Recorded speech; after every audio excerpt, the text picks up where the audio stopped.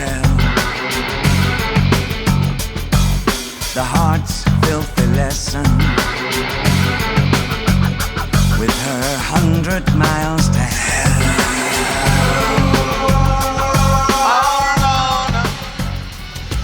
In the month of May, Bill and Melinda Gates announced their impending divorce after 27 years of marriage. Not long after that, there was a flurry of mainstream media stories, probably instigated by Melinda's attorneys, suggesting that Bill was being ditched because of his skeevy ties to Jeffrey Epstein, the world's most famous billionaire child sex trafficker and black network banking facilitator. But that seems to be a limited hangout, at best. Heidi? Who's been wearing Miranda's clothes?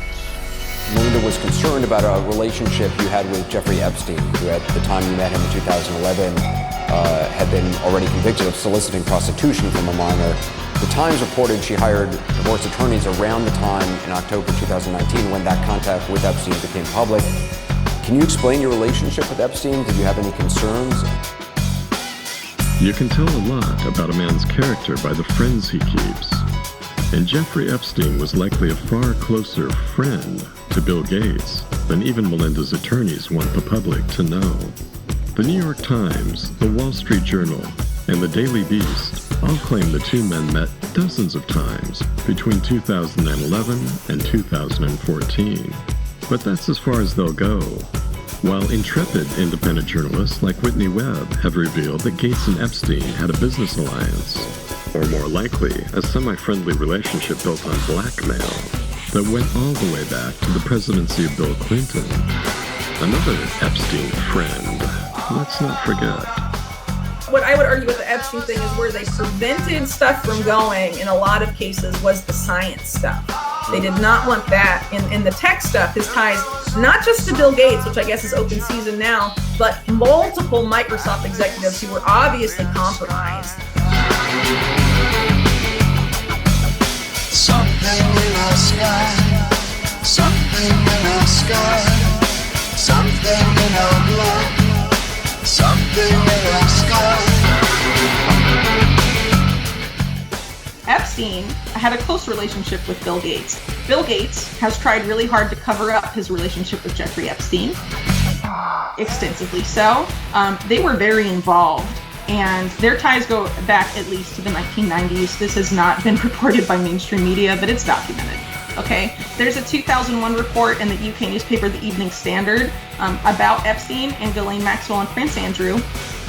It was essentially scrubbed from the internet for a variety of reasons, but I would argue one of those reasons is the fact that it says Jeffrey Epstein's closest business partners were three men: Leslie Wexner, Donald Trump, and Bill Gates. And this is in 2001, okay? Epstein victim, Maria Farmer, who was the first person to report Jeffrey Epstein to the FBI, says she witnessed Ghislaine Maxwell and Jeffrey Epstein talking about Bill Gates like they knew him super well in 1995. She's like, I've got to get the new vials. Between those two things, I think there is plenty of reason to assume and believe that Bill Gates and Epstein knew each other long before 2011, which is the official story of their first meeting. I think I've lost my way. The fact that Jeffrey Epstein and Bill Gates would have had business ties in the 1990s is very significant, because what Jeffrey Epstein did, in addition to his horrible crimes against girls and women, was he did shadow banking for intelligence agencies, and he laundered money. So what was Bill Gates doing with a guy who did that? Paddy, what a fantastic death that is. Tell the others.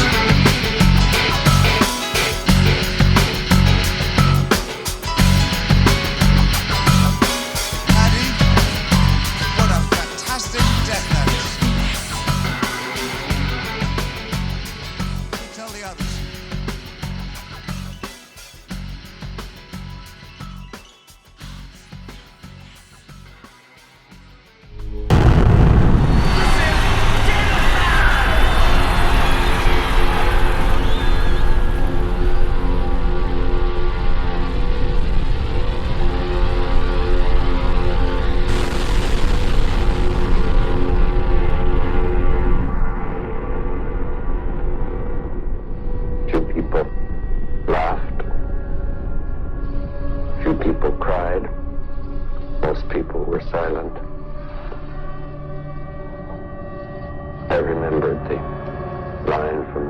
Hindu scripture, the Bhagavad Gita, Vishnu is trying to persuade the prince that he should do his duty, and to impress him takes on his multi-armed form and says, "Now I am become death, the destroyer of worlds." A cloud formation over Geneva, Switzerland. And what is in Geneva, Switzerland? You guessed it, CERN, the European organization that operates the Large Hadron Collider, smashing particles together, playing with fire, creating all sorts of weirdness, possibly a mini black hole one of these days, that would then grow and grow and grow and end up swallowing our entire planet. Oppenheimer's key quotes revealed that he did not know what the effect of the detonation of the nuclear bomb would be. When they conducted the Trinity test, they were unaware as to whether or not this explosion would create a chain reaction that could actually destroy the whole Earth. And yet they proceeded forward because they believed that this weapon was the only way they could end World War II, and thus the ends justified the means. What the deep state or the cabal or the New World Order is a small group of very powerful but very psychopathic individuals that have acquired a lot of money, a lot of technology, and a lot of information over the course of centuries. Definitely your politicians, the older ones, the one that are chair people, that command the power, 1%ers, chairman of the boards, those people, that's they.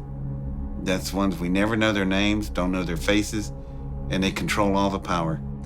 The more you get involved in these societies, the deeper and deeper you go, the more compromised you become. You start to learn more and more of the secret teachings. You have to work really hard for the knowledge. It can take years of time. You keep accessing higher and higher levels of rank, and they keep dropping these little seeds in as you go on. Seeds that start to blossom in your mind and make you think differently. Ultimately, if you go far enough down this road, you will be invited to participate in things like pedophilia and human sacrifice.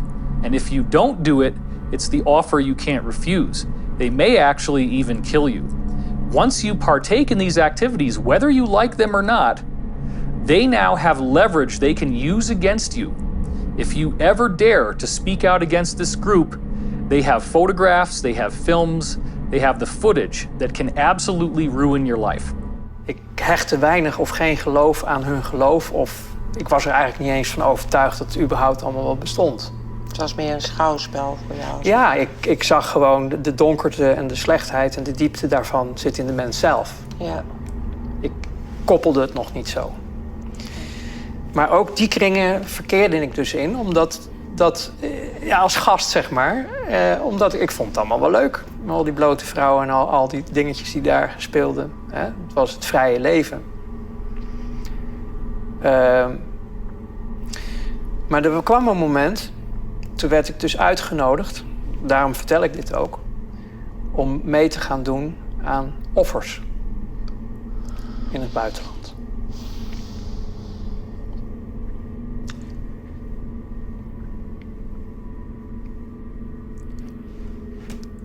Dat was het breekpunt. Kinderen. Oké. Dat werd je gevraagd? Ja, ik kon het niet.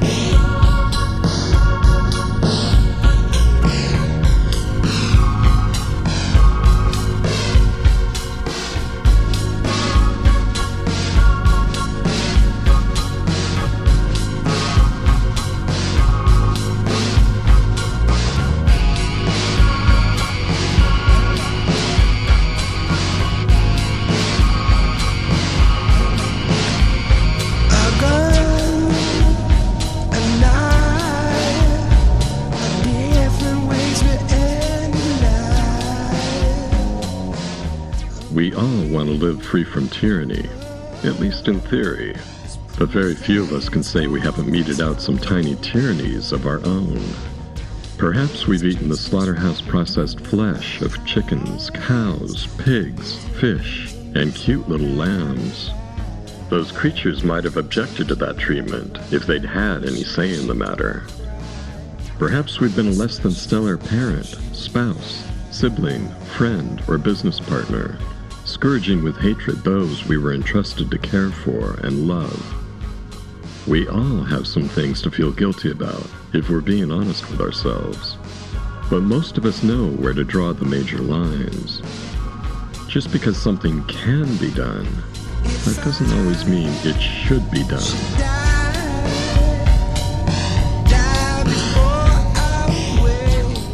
Only a narcissistic psychopath would think he deserves to star in a blowjob trilogy performed by poverty-stricken 12-year-old triplets, specially flown in from France for his birthday party. And only a scuzzy-minded billionaire sex trafficker like Jeffrey Epstein would threaten to throw his rape victims to Florida alligators and put a hex on a pregnant journalist's unborn twin sons.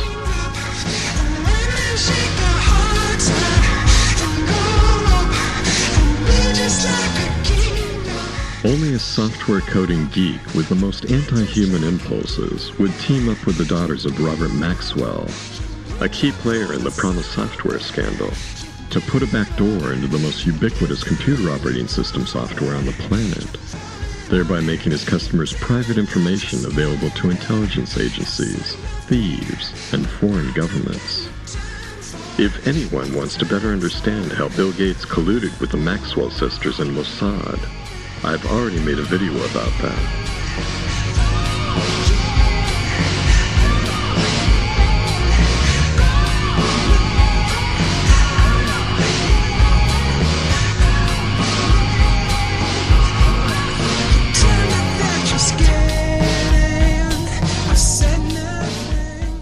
Only an ethics-free opportunist, beholden to large pharmaceutical corporations, would fund gain-of-function studies to weaponize a bat coronavirus that could then be patented and used as an excuse to put whole countries into lockdown, allowing those same corporations to make billions by selling experimental mRNA vaccines to a fear-controlled global populace. Do you wish to retract your statement of May 11th where you claimed that the NIH never funded gain-of-function research in Wuhan? Senator Paul, I have never lied before the Congress. You do not know what you are talking about.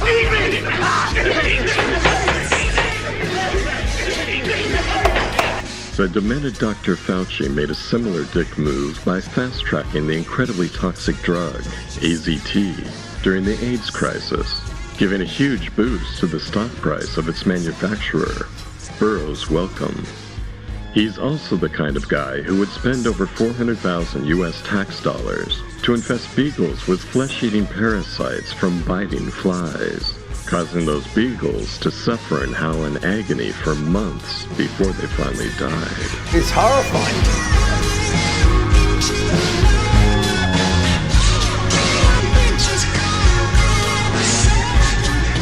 The myth of modern science is that a bunch of wannabe Faust figures can wring the secrets from nature and make man into a god. That's not likely to happen. Instead, those Faustian fuck-ups are herding us, like the clueless dumb sheep they believe us to be, into a geo-fenced-in surveillance state corral where we'll be infested with the nanotech equivalent of biting flies and turned into sickened hosts for the data-hungry parasites of a compassionless technocracy. In the coming dystopia, we'll all be watched over by algorithms coded for maximum extraction by antisocial technofascists. If you thought that trying to resolve a billing dispute through your health insurance provider's website was already bad, it's about to get infinitely worse. The Fourth Industrial Revolution could become synonymous with for-profit totalitarianism. You'll own nothing, and it'll suck. Hard. If that vision seems too dark, I'll remind you that the predator class has a long history of colonization and enslavement.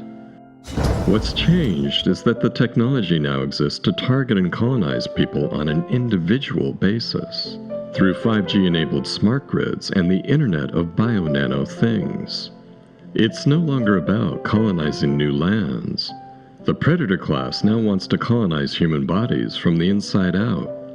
Maybe not by turning them into Matrix-style human batteries right away, but certainly by plugging people into the AI-controlled neurotech empire they're already building. Check this out. See that TV over there? Yeah? Okay, if I walk up to it, it's gonna try and connect to it. Watch this. That's a cow, man. Let me see. There it is. What? Yeah. Everywhere I get the same message. I Is it walk just away. this TV? Nope. I walk away. Goes away. Oh my God.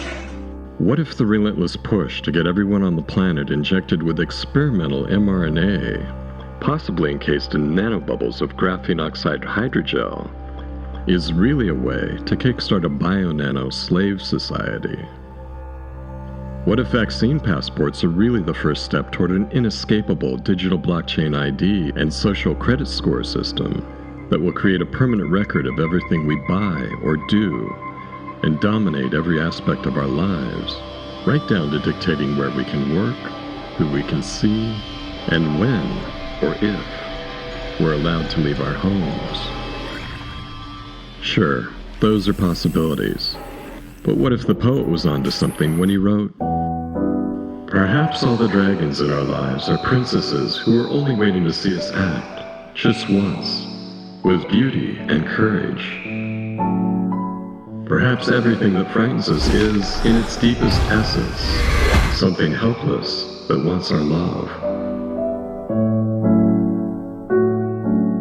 Well, perhaps. Or maybe those dragons are just assholes. A lot of what you're seeing as attacks on me, quite frankly, are attacks on science.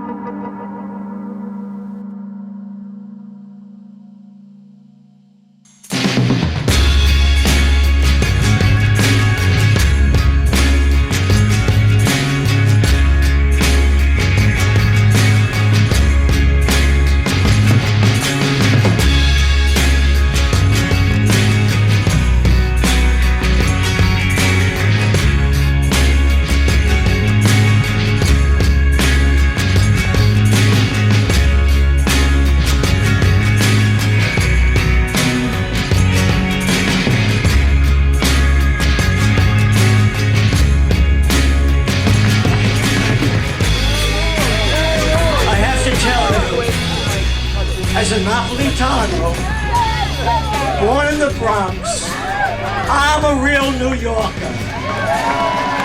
And to be a real New Yorker, you have to use proper New York language. So let's start with the little clown boy, de Blasio. Yeah. How about Warren Wilhelm Jr.? That's his real name. That little slimy son of a bitch. We gotta use proper language. Let me tell you what profanity is. Profanity is calling some scumbag a dignitary. Oh, I'm just a piece of shit. You're a dignitary. My heart is broken when I see what's happening.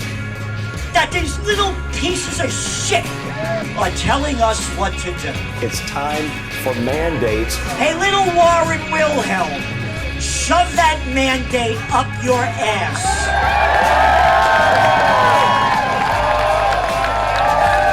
Let's drive that piece of shit out of the city hall. He does not represent us. All of these guys, they're sucked up to the banksters. Who is Big Pharma? Hey, moron. How about drug lords? How about calling a spade a spade? Who are these guys? They suck up to the military-industrial complex. They suck up to big tech. Look at the little freaks that are running and ruining our lives. So now that you're not vaccinated, you will go to camp. That's what this little bastard's saying. The honorable fuck you. Who the hell do you think you are? And that's proper talk. That's proper talk for this situation. I'm a man of the Bronx, born to be free. Thank you for all being here and keep the fight going. They want us to believe that our intuition that tells us to be skeptical about this mandate and about the benevolence of the government. They want us to believe that our intuition is a liar. Our intuition is not a liar. And our hearts are much, much better guides than the FDA and the CDC. And at this time, they're really trying to divide us. And I think the people who got the shot and the people who didn't get the shot, we got to stand together against the bullying, because the battle is against the bullying.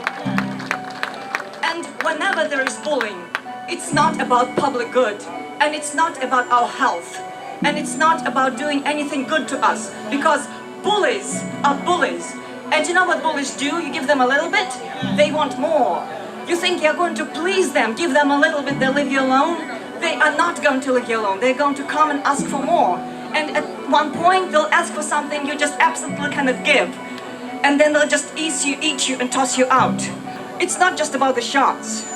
There's a much bigger thing going on, and much more sinister. And it's not a conspiracy theory, because it's in government documents, it's on government websites, it's in policy papers, and it is happening. And this reform is going by different names. Some people call it the Great Reset or the Fourth Industrial Revolution, and it is massive, and it is absolutely fucking batshit crazy.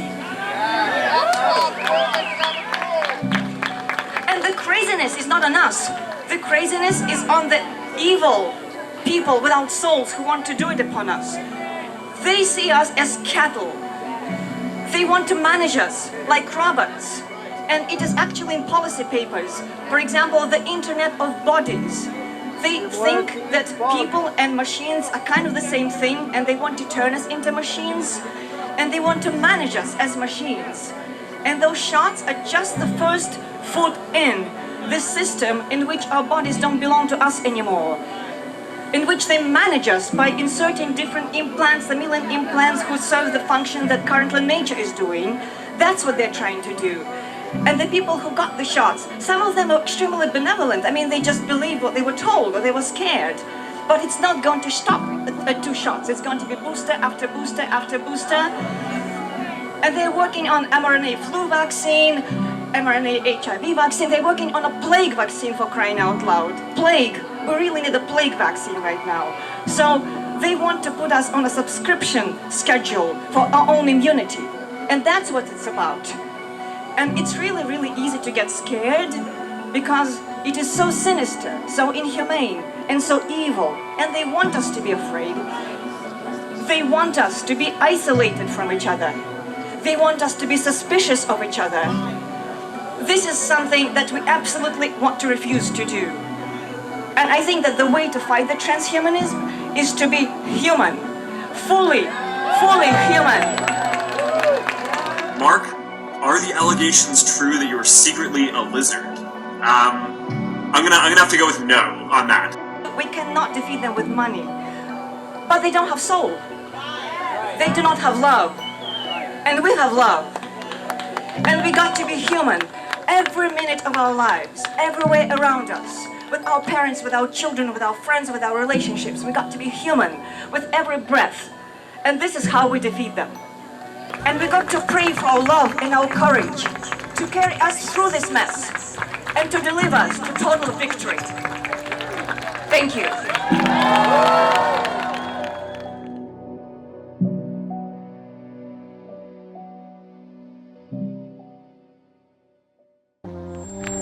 Okay, I'm supposedly one of the leading intellectuals of our time. Oh my God. But please don't hold that against me, okay?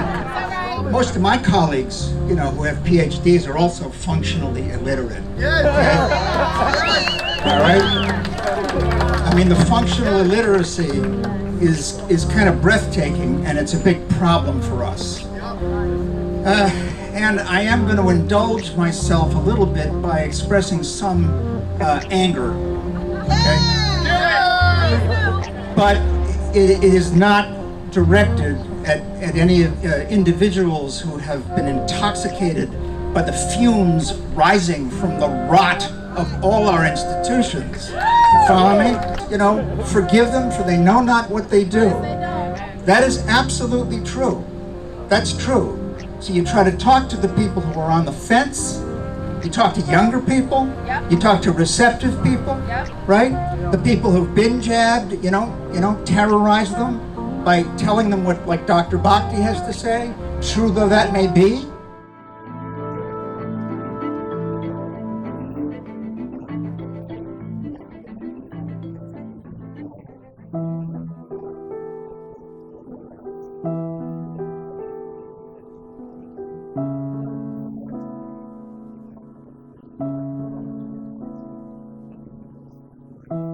Obviously, millions of people have been vaccinated, and some have had severe adverse reactions, some have died, but the majority have survived. So what are we worried about for those people? Are we worried that that something permanent may have happened to their immune system? Is there a possibility that maybe in the presence of renewed contact with wild virus, or in some other way that they could enter into a kind of cytokine storm or autoimmune disorder? Or what are the concerns about the people who've been vaccinated long term?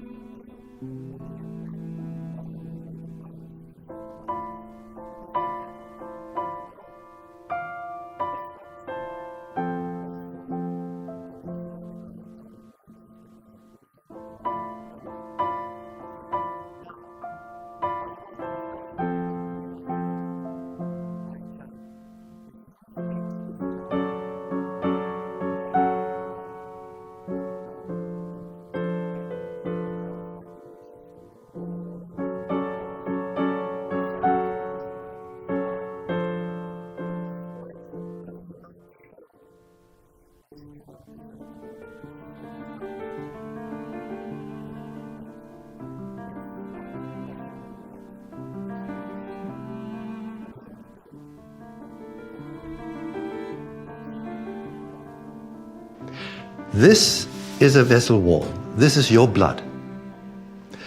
It is now known that the genes that are injected into your body will enter the bloodstream, and it is absolutely certain now that these genes are going to enter the cells that line the vessel wall, because these are the cells that they contact. Now, what happens when the cells that line the vessel walls begin to produce these spikes? The spikes will then be produced by the cell and protrude from the cell surface into the bloodstream. These cells are going to be recognized by your lymphocytes, given to you by the dear Lord, to kill those cells that are making the virus or the virus protein, any virus protein. So these lymphocytes are going to mount the attack on your vessel walls. This is the first way towards clot formation that, as we know, is happening all over the place, all over the world. Now, at the beginning, after the first vaccination, this danger is bad if your killer lymphocytes start trying to kill you. But at that time, during the first 7 to 10 days, there are not yet any antibodies. However, after 3 or 4 weeks, there are masses of antibodies all over the place in your blood. And if you dare to repeat this performance and start to put those spikes out into your blood, God help you. Because now, not only the killer lymphocytes are going to attack, antibodies and complement and leukocytes are also going to attack, thinking that your cells that are producing these spikes are bacteria. And they are going to try to eat your vessel wall cells. But you don't sentence people to death. You just don't do that. You recommend, a number of supplements and remedies as antidotes to the graphene in their blood vessels. You try to save them. That's our job, is to save people. We're the ones saving lives, all right? It's us, is it not? So the idea that we somehow are morally obliged to get more third world people vaccinated with an experimental gene editing therapy that has already killed tens of thousands of people in Europe and the United States, those are reported deaths. It's probably in the millions. This is something beyond genocide, right? We have to face up to this, right? And you don't play woke games, right? Dividing people, white shaming people who don't want to get the vaccine. Please, okay? This kind of woke militancy works perfectly with the whole vaccine agenda, doesn't it? It is divisive, right? We're not interested in division. This whole nightmare has been all about dividing us. Maskers versus anti-maskers. Vaxxers versus anti-vaxxers. Who are defined more and more as despicable, verminous, disease-ridden, Does that ring a bell? Right? We can no longer, we have long since lost the prerogative of looking down at the German people, right? For their passive participation in what happened back then, right? We can't look down on them any longer because the exact same thing is happening here. Only it's happening in the disguise of concern about people's health. Now the Nazis kind of did that too, right? Olga witnessed many a death by injection, with a vial injected straight to the heart. Apparently, they were big fans of that method over there at Auschwitz. Additionally, Olga says vaccines were sent to the camp. Quote, "These too had been experimented on and improved. These victims were chosen from French political prisoners, especially members of the French underground whom the Germans wanted to be rid of." How on earth did this happen? Let's step back. It's hard to step back because this stuff happens by increments. Step by step, right? Little step by step towards the equivalent of the gas chambers, right? More and more restrictions, and they loosen them up a little bit, right? And then they come down again on you, right? And people are scared again. And the more scared they get, the more angry and hostile they get at people who are not complying, right? That's what they're doing, step by step. So let's step back and ask ourselves, how is it happening that a 5 months pregnant woman in need of cardiological care is turned away from the hospital because she hasn't been vaccinated? I've had a cardiologist appointment scheduled since May. It is now August. Today is my appointment. I show up for that appointment wearing a mask. He's wearing a mask. And I'm told that because I am not vaccinated and because he is too young to be vaccinated, I can't be seen. A 5-month pregnant woman who is having heart problems cannot see the cardiologist she has waited months to see because I'm not vaccinated. Tell me again that it's about public health. How is it possible that a judge in Cook County just stripped a woman of her parental rights because she can't get vaccinated for medical reasons? How is that happening? Well, how is it happening that we're surrounded by people who are masking their children? How is it happening that people are driving alone in their cars with masks on? It makes no sense. None of it makes any sense because here we get into the realm of propaganda, okay? We all know a fair amount about what's going on because we kind of shift our gaze from the screen inside this sealed theater and look elsewhere for information, right? Well, most people don't have the time or inclination to do that. Most people don't even know they should do that.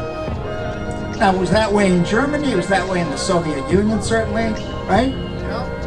But here we have this mask of free speech. We have a First Amendment. So people figure, I'm well informed, especially those with PhDs. I'm well informed. I can't be fooled. I'm smart. I'm not like those deplorables, right? I'm smart. They're not, okay? Well, the fact is that even here, maybe especially here, even though there's no single central authority running the whole media, right?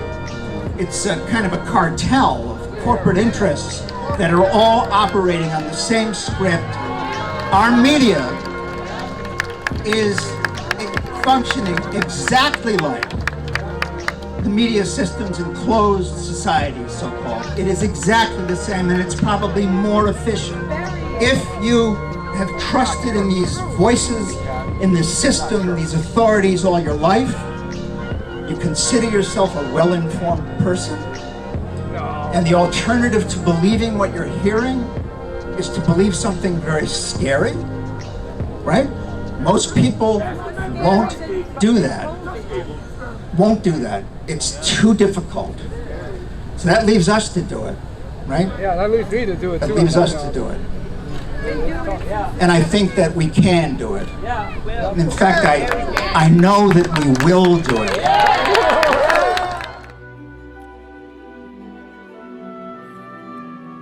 Oh, I'm sorry. I got so caught up in this Marvel comic book. I just didn't realize the press conference had begun. This is amazing. It's limited edition. It's exclusive. It's really special. It's amazing, but you can't just get it anywhere.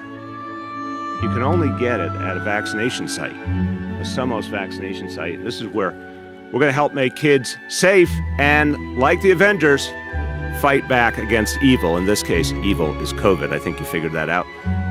Get your shots. I don't like wearing masks. There's you people who aren't getting the shots that has brought this mask thing back. I'm just saying. Take care.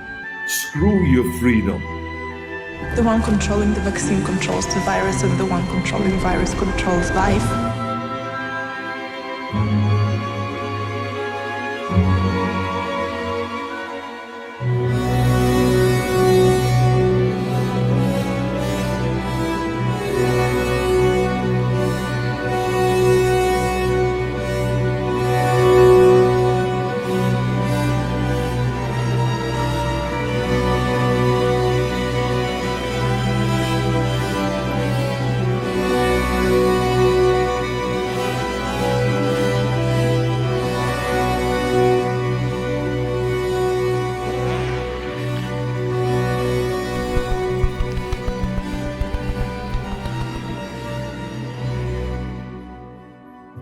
There's no way a conspiracy that big could be kept secret, people often tell me.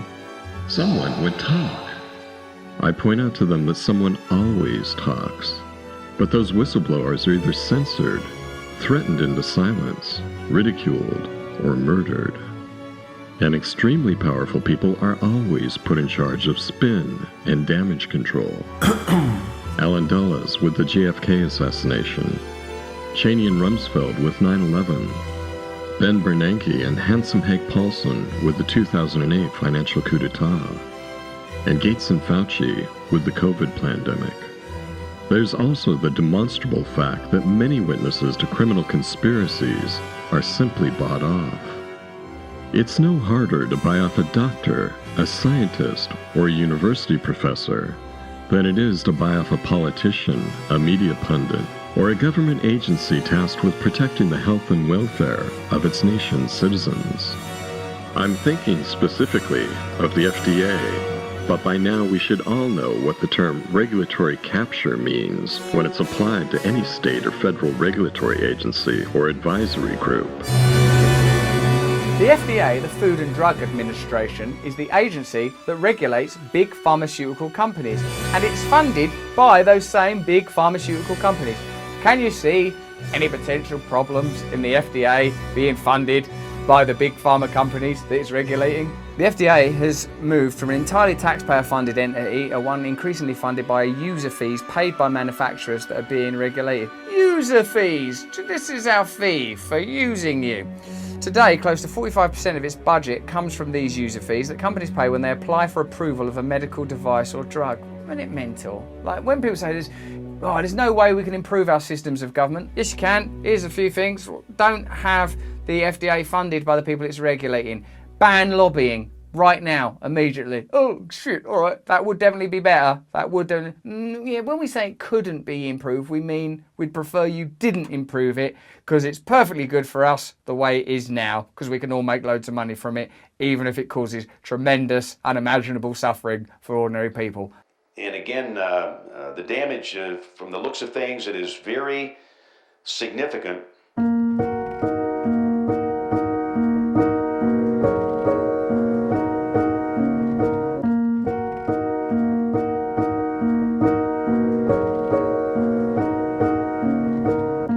Perhaps a few people with integrity will resign when they're asked to violate basic ethical principles, but most will keep their heads down and just go along with the plan, even when that plan leads to mass enslavement and genocide.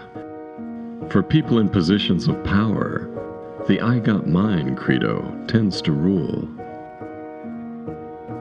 Need a scary death toll projection for the latest bioengineered plandemic you've cooked up? Stay indoors. Neil Ferguson is your go-to guy. Just award his university department with a multi-million-dollar grant and watch him massage the numbers in his computational models for infectious disease transmission to predict any number of hypothetical dead bodies you want. His predictions have a history of being grotesquely overblown, but the establishment media never seems to mention that inconvenient fact. Need to slander a widely prescribed generic drug that can safely and effectively treat early-stage COVID infections so you can preserve your emergency use authorization for Operation Warp Speed mRNA vaccines and force everyone to get jabbed or lose their jobs?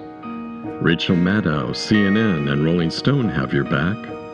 They'll mock that drug as a horse dewormer for you and tell the world that so many Midwestern hicks are overdosing on it that gunshot victims have to line up outside hospitals in their winter clothes at the height of summer to wait their turn in the emergency room, all of which turned out to be wildly untrue and could have been refuted with a single phone call. But propaganda doesn't have to be grounded in reality, and Rachel Maddow, Anderson Cooper, and the other Mockingbird media whores are only pretending to be journalists. It's spooky to think that these mainstream news publications have been completely captured, completely, to the point where they're all spitting out the exact same narrative. And you're watching it in real time, and you're like, wow, this is crazy. Yeah. I want to say something about horse dewormer. So ivermectin, the drug that shall not be named, sure, it works against worms in horses and other organisms, but It's literally understood. It's on the WHO's list of essential medicines and has been for years. The discoverer and developer won the Nobel Prize for it in 2014-15, I can't remember. And it's literally understood to have antibacterial and antiviral qualities and works against lots of other RNA viruses like Zika and dengue and yellow fever. And no one is talking about that. So is it not as effective as some people think it is against COVID? Maybe, sure. But is it dangerous? No. It's been given hundreds of millions of doses. And is it effective? It seems so, but given that it's safe, why aren't we using it? The trouble with humanity is that we've never been free of conspiring cabals of short-term oriented psychopaths willing to open the Pandora's box of evil consequences for almost any act that can give them a quick boost in worldly wealth and power. An image now coming in of some damage from a church in McCall. It looks like the steeple has been taken off. The results are in for 1995, and once again, Microsoft CEO Bill Gates is the richest man in America. Gates says that he is grateful for his huge financial success, but it still makes him sad when he looks around and sees other people who have any money whatsoever. So Bill Gates, the Bill and Melinda Gates Foundation, we talked about them before. He obviously, is still involved, still benefiting from his inventions and patents in the tech space, and at the same time he's invested in and distributing vaccines.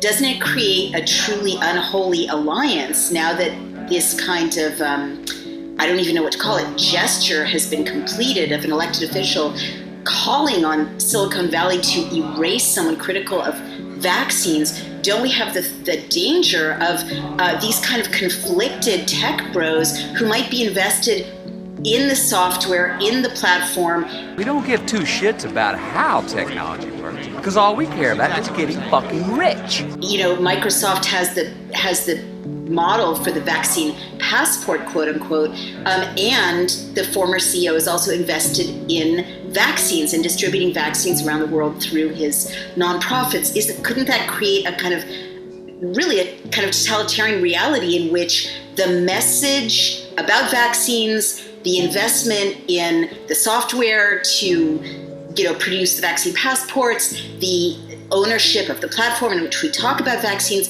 are all owned by the same people, and they all... that's what we've been talking about from the beginning.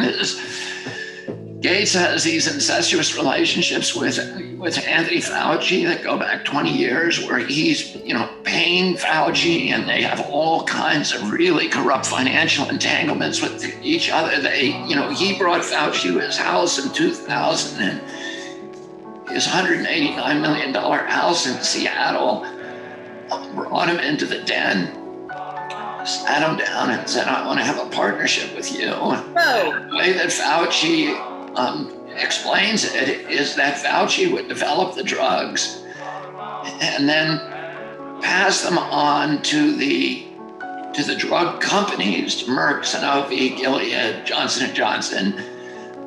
Gates would then guarantee markets in Africa through his control of WHO. Oh, wow.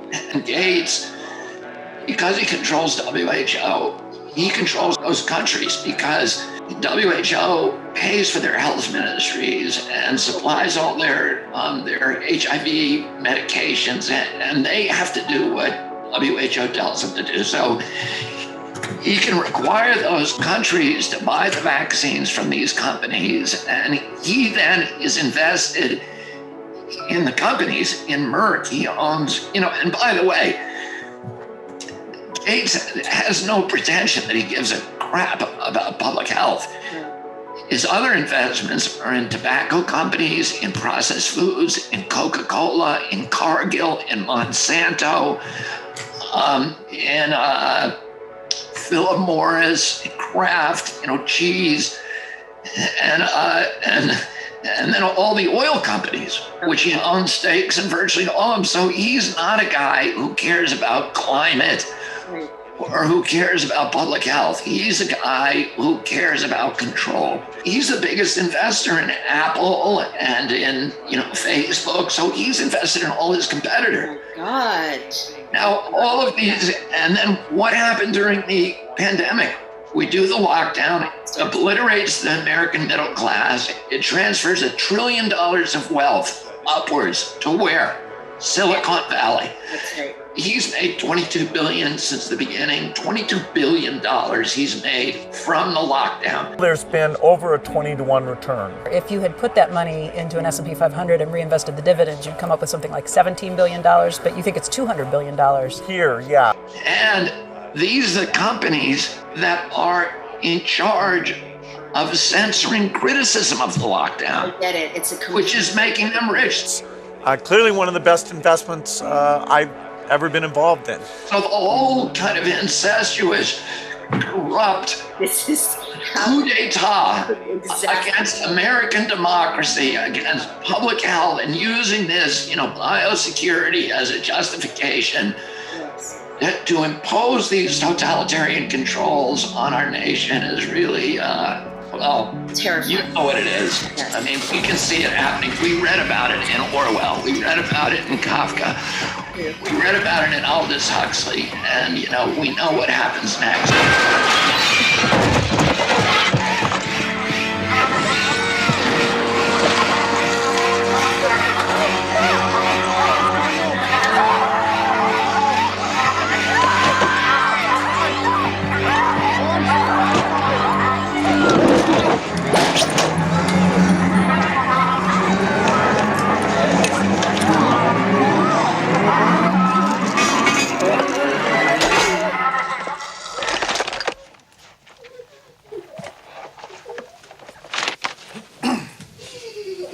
I hereby inform you, under powers entrusted to me under Section 47, Paragraph 7 of Council Order Number 438476, that Mr. Buttle, Archibald, residing at 412 North Tower, Shangri-La Towers, has been invited to assist the Ministry of Information with certain inquiries, and that he is liable to certain financial obligations as specified in Council Order RB/CZ/907/X. Sign here, please.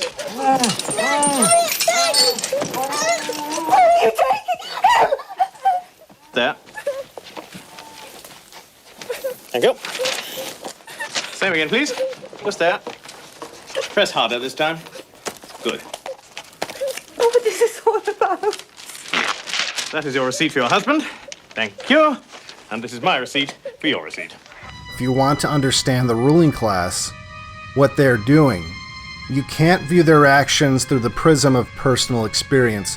They don't think like you. They don't even feel like you.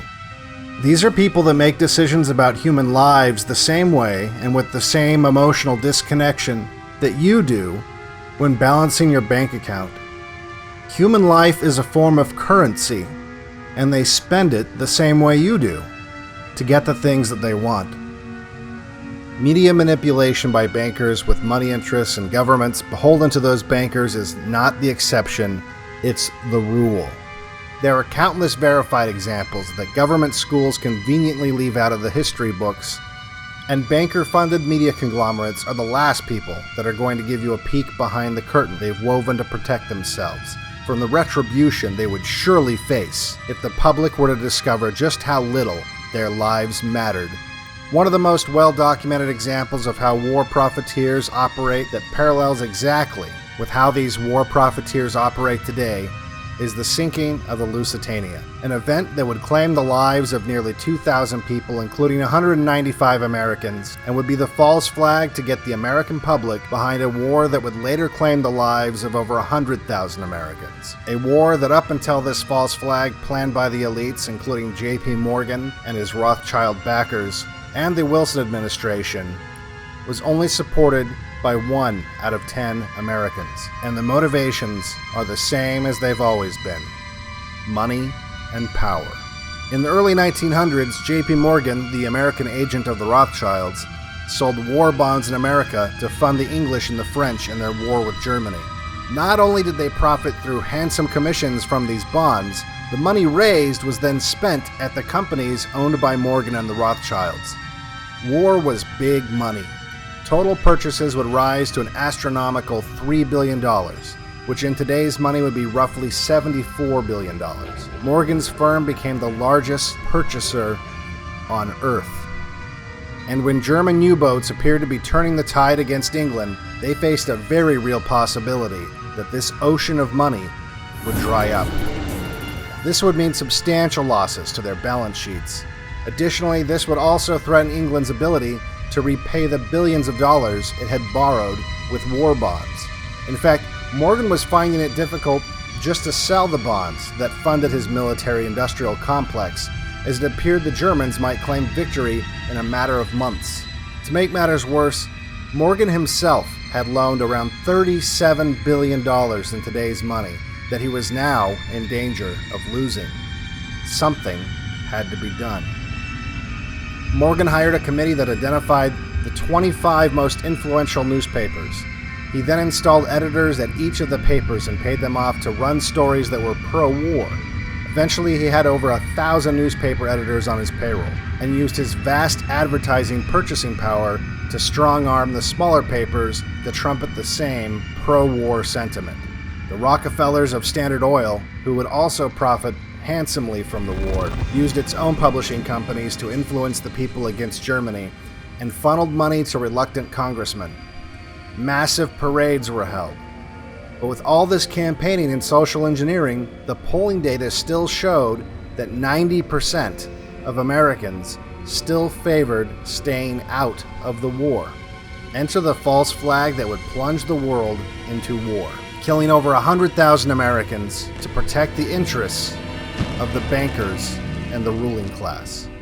Winston Churchill, who knew all too well without American involvement in the war he would soon lose to Germany, began to work with President Wilson and the bankers on the false flag that would force the American people to support the war, the sinking of the Lusitania. The Lusitania, while built as a British passenger ocean liner, had been retrofitted with armor, revolving gun rings on its decks, and was classified by the British Navy as an armored auxiliary cruiser. Its lower passenger compartments had been removed to make room for the war munitions exported by America's industrial military complex. Churchill ordered the Lusitania and all ships to ignore orders from German U-boats to halt and be searched, and instead to engage the German U-boats or even ram them without warning. He also ordered crews not to treat captured U-boat crews as prisoners of war, but to execute them. This left the German Navy with only one option: to sink ships suspected of delivering war munitions on sight. The Lusitania, whose previous captain resigned over Churchill's plan to use passengers as human shields, was loaded with weapons and ammunition sold by the J.P. Morgan Company in violation of every neutrality treaty. The bankers and the politicians they owned were purposely sending unaware Americans right into a deadly trap. The so-called passenger liner, carrying over 6 million rounds of ammunition, was directed by the British Navy into an area where a German U-boat had recently fired upon 2 ships and was known to be active. To ensure the ship would be vulnerable, the destroyer that was supposed to escort the cargo to port was called back without notifying the Lusitania, leaving her a sitting duck in hostile waters. And on May 7th, 1915, close to 2,000 passengers, including 195 Americans, were sacrificed to the bankers as the German U-boat, U-20, fired at the hull, setting off a massive explosion when the munitions in the cargo ripped a hole so large in her starboard bow that one of the largest ships ever built sank in less than 18 minutes. The Lusitania was purposely loaded full of explosives and then led defenselessly into hostile waters in the hopes that it would be sunk by the Germans. This was the false flag that propelled America into what would become known as World War I, a war that easily could have ended before claiming the lives of over 100,000 Americans, that died so that the military-industrial complex and the banking class could avoid losing money on a profitable war. A war that would later lead to another world war that would claim the lives of millions. All this so bankers could grow fat on the blood of the people that would line up for the slaughter, war after war after war. The details of this false flag have been largely hidden from the public. In fact, as recently as 1993, the official story was that the Lusitania had exploded because of coal dust in the boiler rooms, and that it had not been carrying ammunition or explosives. The real story remained hidden from the public for nearly 100 years, until in 2008 when divers found millions of rounds in the hull of the sunken wreckage. The media had successfully covered up a false flag for nearly a century, a fact that completely obliterates the notion that false flags involve too many people, and that surely someone would talk. Do we have to wait another century before we get the truth of modern false flags? When will the people stop confirming the ruling class's belief that we're all just cattle to be slaughtered for profit? Chaos reigns. You know how I stayed alive this long? All these years. Fear. The spectacle of fearsome acts. New from Barker Brothers, a game for the entire family. Scot-free. Your team has just assassinated the president. Can you get away scot-free? Shake the dice and see. Great, you found a patsy. Go again. Bonus card. You get Jack Ruby to kill your patsy. That's good because dead men don't talk. Oh no, Abraham Zapruder films the assassination. Tough break, but now you go again. And a stroke of luck, 22 material witnesses die of unnatural causes. Now your opponent shakes again. Uh-oh, look out, Life magazine buys the Zapruder film. But you buy Life magazine and show the frames out of sequence. You're almost home. Now you must spin the public opinion board. You've done it! The public believes it! You're scot-free! Available from Barker Brothers. The United States is not a normal country. We're a homeland now, under military surveillance and military control. The President asked the Congress, right after 9/11, not to conduct a major investigation. The media, which is controlled by the great conglomerates, which control the political system, has done an atrocious job of reporting, though sometimes good stories get in. I've worn my eyes out studying the Wall Street Journal, which despite its dreadful editorial policies, is a pretty good newspaper of record, which the New York Times is not. If you read the Wall Street Journal very carefully, you can pretty much figure out what happened that day. At the time of the first hijacking, according to law, FAA, it is mandatory within 4 minutes of a hijacking, fighter planes from the nearest airbase, military base, go up to scramble. That means go up and force the plane down, find out who they are, find out what's happening. For 1 hour and 50 minutes, I think it was, no fighter plane went up. During that hour and 20 minutes, we lost the 2 towers and 1 side of the Pentagon. Why didn't they go up? No description from the government, no excuse. A lot of mumbling stories which were then retracted and new stories replaced them. That to me was the end of the Republic. This thing is surrealistic now, and it is getting nastier and nastier. Of that. What's in the minds of leaders in New York to say, okay, we got these vaccines, it looks like they're failing, we're in an outbreak of Delta, the safety data look not good at all, we haven't had a single safety report yet. Let's ask everybody in New York to just take the vaccine in order to go to a restaurant. That is the question. What is in the minds of people? What is in the minds of a doctor to tell a pregnant woman to take a vaccine like this? It is, I think the best way to characterize it, it's a disturbia. It is maybe a group neurosis. It is something that's come over the minds of people all over the world. And I tell you, whatever's going on is going on in the tiniest island of the Philippines and Indonesia, the smallest little village in Africa and South America. It's all the same. It's come over the entire world.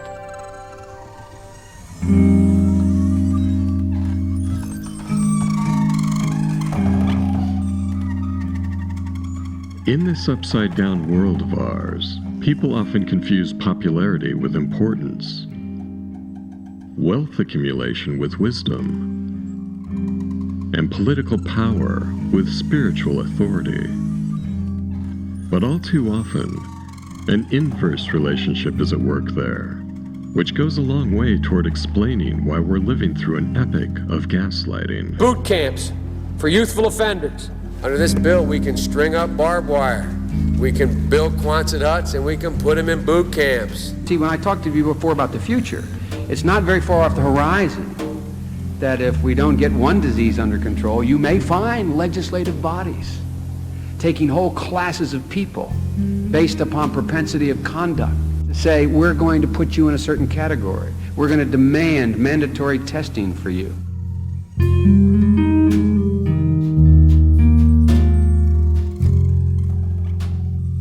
Many of us are frustrated with the nearly 80 million Americans who are still not vaccinated, even though the vaccine is safe, effective, and free.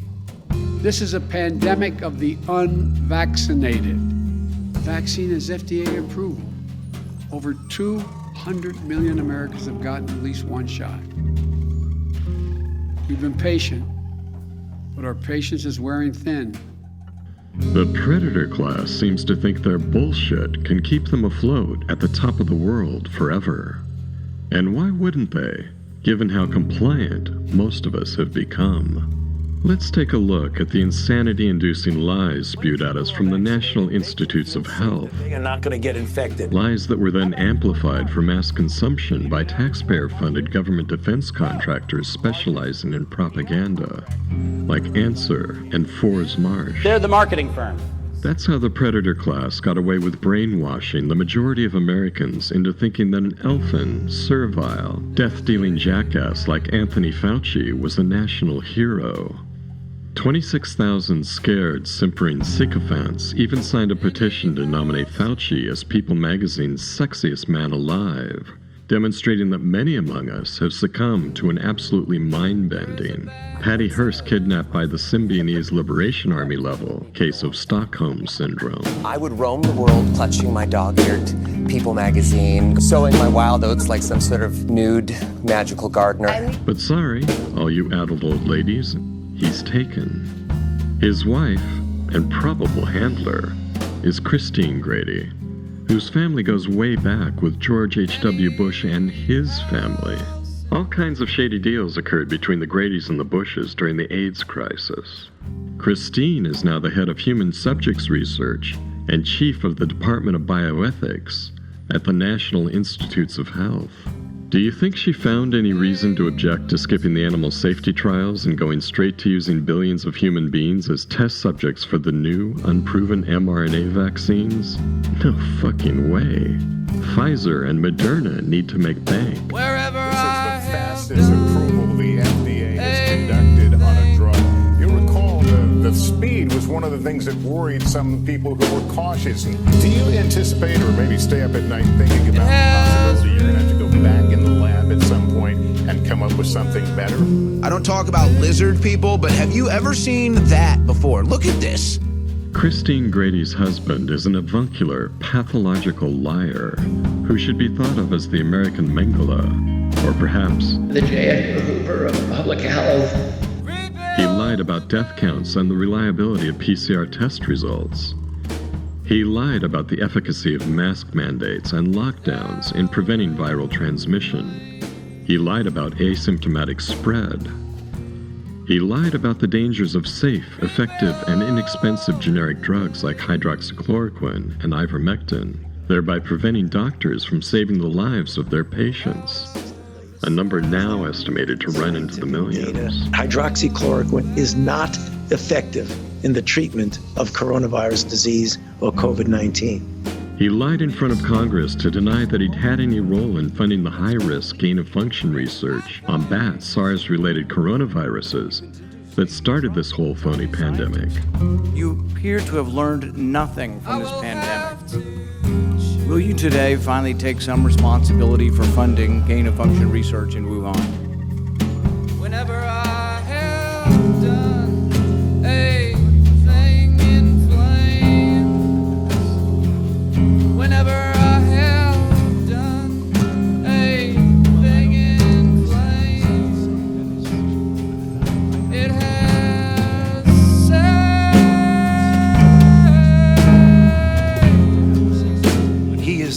outrageously incorrect in what he says.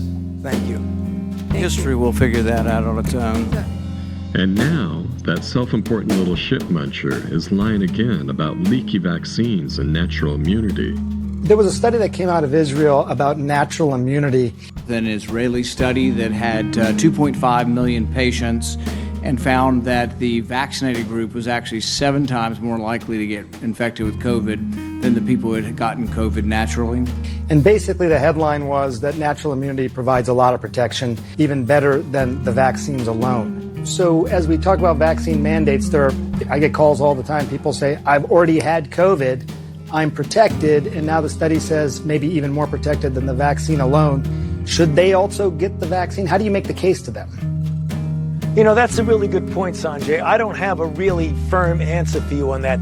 He doesn't have any firm answers when it's fast becoming apparent that natural immunity is far more long-lasting and robust than mRNA spike protein specific immunity, which hasn't been working out so well for the enthusiastic vaxxers in Israel and other parts of the world, thereby exposing the vax or else mandates as stupid, counterproductive, and potentially lethal for those, like me, who have already survived a bout of COVID-19.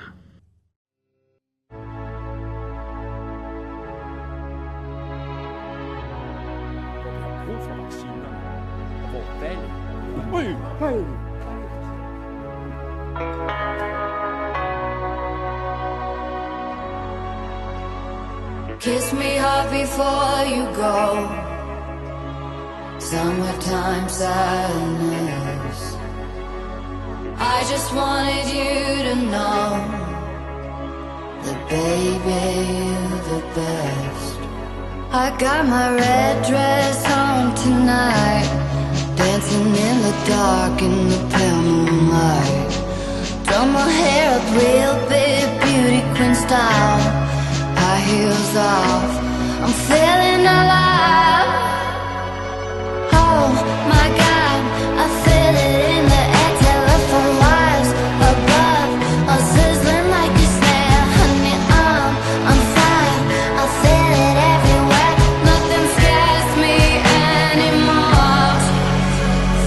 Kiss me hard before you go.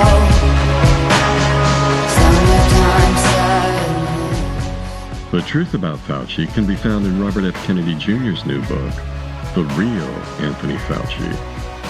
That book reveals, with extensive documentation that would hold up in an impartial court of law, that Fauci is a bioweapons grifter who used the billions of dollars in research grants that he controls to invent and inflict a series of contrived false flag pandemics on the world. Everything from COVID-19 and our efforts to address the global pandemic. Our efforts to address the global pandemic. Which would include the bird flu scare of 2005, the swine flu panic of 2009, and the Zika virus epidemic of 2015 and 16. He did it, quite simply, to enrich himself and his big pharma partners, while simultaneously increasing the global power of public health technofascists, as personified by Bill Gates. Aided and abetted by the military-industrial media intelligence complex, and a worldwide network of corrupt health officials and conniving politicians, who all stand to benefit. We will be looking at what contact tracing looks like in the New World Order. We want to cause anguish, hurt and suffering to as many citizens as possible. Fauci and his team of miscreant scientists, like Peter Daszak and Ralph Baric, have been using genetic engineering to lay the groundwork for the imposition of for-profit totalitarianism on a scale never before seen. There is a bioweapon that in 1999 was paid for by Anthony Fauci, was patented at the University of North Carolina, Chapel Hill in 2002. It was the recombinant coronavirus, which had the following protocol that was actually a bioweapon created by NIAID for this very moment. And that bioweapon was an infectious, replication defective, their words not mine, infectious replication defective clone of coronavirus. 1999, people. This bioweapon was engineered to destroy humanity. And if we started talking about a bioweapon and not a vaccine or a virus, we'd get a lot of progress. Which brings us to the biggest lie of all, this summer's Delta variant and the so-called pandemic of the unvaccinated. The Delta variant is just a cover story. It's being used to explain away the abject failure of the COVID shots to provide lasting immunity, or any sort of immunity at all, really. You can still catch COVID and pass it to others, no matter how many shots you've had. It also serves as a nasty, dishonest way to blame all those spike protein-related deaths we've been seeing on the unvaccinated. But don't be fooled. The so-called vaccines are now responsible for the majority of those deaths, along with an endless variety of life-destroying adverse reactions, which would include heart attacks, strokes, myocarditis, Bell's palsy, Guillain-Barré syndrome, prion diseases, cancer, antibody-dependent enhancement, and other horrific outcomes far too numerous to list here. There was a time when I would scroll through social media and see posts about the pandemic we're going through, and the comments would just be like, this isn't about health, this is about control. And I would always just brush those comments off as conspiracy theories. Like, of course the government has our best interests at heart. Of course the government doesn't want us to get sick, and they're trying to take care of us. And then I found out the very, very hard way that this is not about our health. You want to know how I know it's not about our health anymore? I have first-hand experience on this topic. Okay, so my husband, after his first dose, got myocarditis. He had multiple doctors say that it was likely caused by the jab. Then they went back and said it was unlikely. Then they refused to write an exemption for the next dose. But now we found a doctor who absolutely wholeheartedly believes that this was caused by the jab. He wants to help us. He really does. But you know what he said? If he writes us an exemption, he's going to get investigated and he's going to have his license threatened. How is it that when a doctor is trying to help a patient write them an exemption for something that severely harmed them the first time, is going to get investigated and have their license threatened? How is it about health? How is it about health when those other doctors are sending people who have had severe adverse reactions back to go get a second dose? Wake up, people. The journal Circulation is a well-respected publication. It's 71 years old, its articles are peer-reviewed, and in one survey it was rated the world's #1 journal in the cardiac and cardiovascular system category. I'm going to quote the final sentence of the abstract which appears at the beginning of the article. This is all I, you, or anyone else needs to know. Open quotes.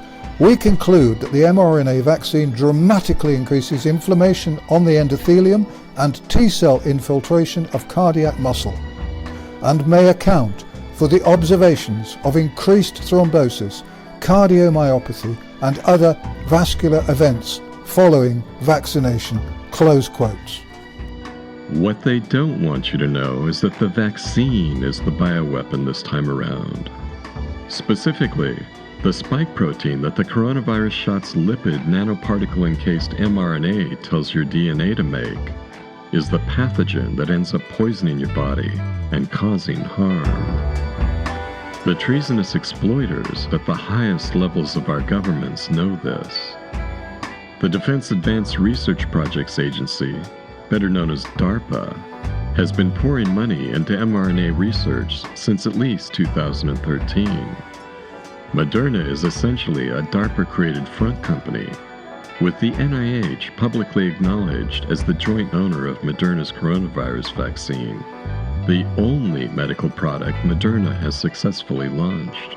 Oh, it stands to make Tony Fauci's agency billions and billions of dollars if they succeed in getting that vaccine approved, mandated, etc. They didn't open the door and buy the office chairs at Moderna without DARPA money. And BioNTech, who's the real provider of the mRNA to Pfizer, is IARPA and DARPA from day one. CIA had IARPA and then DARPA as the DoD's advanced research projects. So we're living a DARPA world here. And the dirty little secret now is you don't need to make much change to the bioweapon, to the bioagent, to have a vaccine. And there you go. Now you're getting $1 trillion in warp speed. And they had thought it was just a, false echo. So it appears that American military intelligence is actually behind the insane push to mandate the vaccines and force them on everyone, even on children as young as 5. I certainly don't understand the push to get children vaccinated. I think that's absolutely reprehensible. This is really just a time for parents to celebrate. These are new. Undeniable statistical evidence shows that children and young adults face a far greater risk from getting the jab than from catching COVID-19 or any of its variants. My name is Robert Malone. I'm a physician and a scientist, but more importantly, I'm a father and a grandfather. I'm generally pro-vaccination.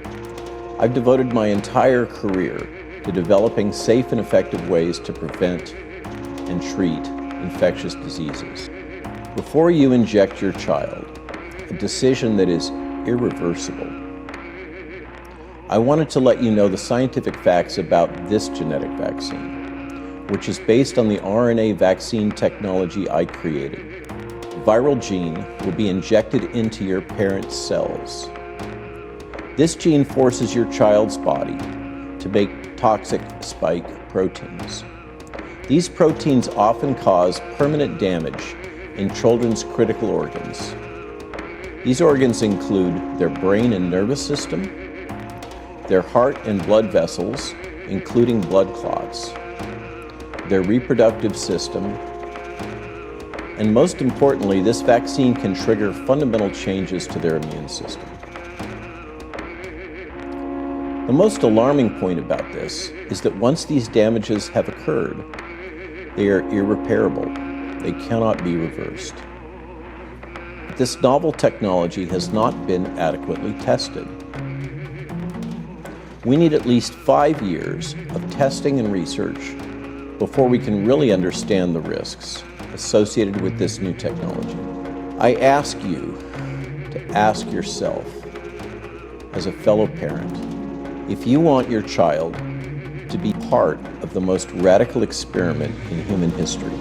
There's no benefit for your children or your family to be vaccinating your children against the small risks of the virus, given the known health risks of the vaccine that as a parent, you and your children may have to live with for the rest of your lives. Yet most parents, seemingly under a spell of mass psychosis, are frog-marching their kids in to get those jabs without questioning what Dr. Fauci told them. You're going to be able to get your vaccine as soon as you turn 5. And I know you're excited and I know you're eager. In some places across the country, you can even start making your appointment now for shortly after your birthday. I have a 3-year-old. Is there going to be a time am I going to be okay? Is she going to be okay? Or he going to be okay? And let me say this, I strongly support the independent scientific review of vaccine uses for children under 5. If it's going to be used, it's better to focus on those groups who have risk of severe disease and death, rather than, as we see, some countries are using to give boosters to kill children, which is not right. Declared war against the government. God calls for harsh punishment for parents who sacrifice their own children. And now I think everybody knows that the spike protein vaccines are biological weapons aimed at human beings, also aimed at human children. These vaccines contain nanoparticles which attack the body from inside, even damaging the DNA repair mechanism. If the modern world does not stop this medical violence being committed against children, it's quite clear that God will unleash his wrath against the nations of the world. And this will be, of course, in the form of plagues, earthquakes, pestilence, economic collapse, war, and mass human suffering. Nations that turn away from God are heading directly down the path of total destruction. Mass vaccination of children with spike protein injections has no scientific or medical justification whatsoever and seems engineered to enrich Big Pharma while mass murdering young human beings for the future of the human race. As the children of the world die from myocarditis, heart attacks, immunological disorders, and even cancers, it is going to become apparent that humanity is engaged in a planetary scale mass child sacrifice ritual to Moloch, spurred on by demonic anti-humanists like Anthony Fauci. If they get up and really aim their bullets at Tony Fauci, well, people could recognize there's a person there, so it's easy to criticize. But they're really criticizing science, because I represent science. Science? I think he means the Lollipop Guild. I'd have to laugh at that. I should be prosecuted. Yes, you should be. Historically, all the coronavirus vaccines, all of them, have demonstrated ADE in animal studies. Yes. So now we're deploying something that has the potential of killing a large percentage of the people that are getting the vaccine, and everyone's okay with that? So what's happened here is the following, that the real pandemic is the global fear and the isolation that has been accomplished by the use of this artificially made bioweapon. COVID-19, according to all opinions, is an artificially made bioweapon. We know that in 1999, Dr. Ralph Baric modified a surface protein to make it infect human beings, a bat virus, and we know the patent number associated with that modification. And then it got outsourced to China, and they made modifications that augmented the lethality of this virus, that it could kill human lung tissue and cause blood clots, and we know the patent numbers of these modifications. So not even the liberal media has the audacity to deny that this is an artificially made bioweapon. Yeah. I would have been called a conspiracy theorist. I know, that's shifted, right? Now it's a conspiracy to commit genocide. Right. Not a theory. Right.